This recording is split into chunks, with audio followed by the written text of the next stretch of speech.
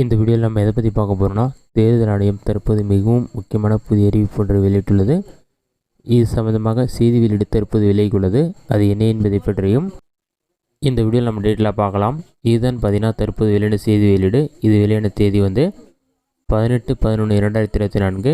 இதில் செய்தி வெளியீட்டின்னு கொடுத்துட்டு செய்தி வெளியீடுன்னு சொல்லி மென்ஷன் பண்ணிவிட்டு, இந்திய தேர்தல் ஆணையத்தின் அறிவுறுத்தலின்படி 1/1/2025 தகுதி ஏற்படுத்தும் நாளாக கொண்ட புகைப்படத்துடன் கூடிய வாக்காளர் பட்டியல் சிறப்பு சுருக்குமுறை திருத்தம் 2025க்காக சிறப்பு முகாம்கள் 16/11/2024 சனிக்கிழமை மற்றும் 17/11/2024 ஞாயிற்றுக்கிழமை ஆகிய தேதிகளில் மாநிலத்தின் அனைத்து சட்டமன்ற தொகுதிகளிலும் நிர்ணயிக்கப்பட்ட அமைவிடங்களில் நடைபெற்றன. மேற்கூறிய சிறப்பு முகாம்களில் வாக்காளர் பட்டியலில் பெயர் சேர்த்தல், பெயர் நீக்கம், பெயர் திருத்தல், இடமாற்றம், ஆதார் எண்ணை இணைப்பதற்காக பெறப்பட்ட படிவங்களில் எண்ணிக்கை பின்வருவான்னு சொல்லிட்டு சிறப்பு முகாம்களில் எவ்வளோ பேர் வந்து திருத்தம் செய்திருக்காங்கன்னு சொல்லிட்டு அந்த விவரங்களை வெளியிட்டிருக்காங்க.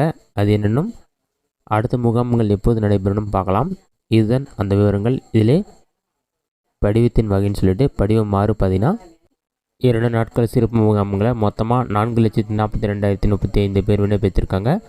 படிவம் 6A அதாவது ஆதார் இணைப்புக்கு யாருமே விண்ணப்பிக்கலை. படிவம் 6B பார்த்தீங்கன்னா மொத்தமாக 419 பேர் விண்ணப்பிச்சிருக்காங்க. படிவம் 7 44,128. படிவம் 8 1,98,931. மொத்தமாக இந்த சிறப்பு முகாம்கள் எவ்வளோ பேர் அப்ளை பண்ணிருக்காங்கன்னா 6,85,515 பேர் விண்ணப்பித்திருக்காங்க. இதுதான் சிறப்பு முகாம் சம்பந்தமான அறிவிப்பு. அடுத்ததாக வந்து சிறப்பு முகாம் வந்து நவம்பர் 23ஆம் தேதி, நவம்பர் 24ஆம் தேதி 2 நாட்கள் நடைபெற உள்ளது. நீங்கள் ஏற்கனவே நடைபெற்ற சிறப்பு முகாம்களை விண்ணப்பிக்காமல் இருந்தீங்கன்னா அடுத்து நடைபெற உள்ள சிறப்பு முகாம்களை வாக்காளர் அட்டை விண்ணப்பிக்கலாம், திருத்தம் செய்து கொள்ள முடியும். உடனடியாக அப்ரூவல் கிடைச்சிடும். இந்த வீடியோ உங்களுக்கு யூஸ்ஃபுல்லாக கிடைக்கிறேன். இந்த வீடியோ பிடிச்சதை லைக் பண்ணுங்கள். வேறு டவுட் இருந்தால் கமெண்ட் பாக்ஸில் கமெண்ட் பண்ணுங்கள்.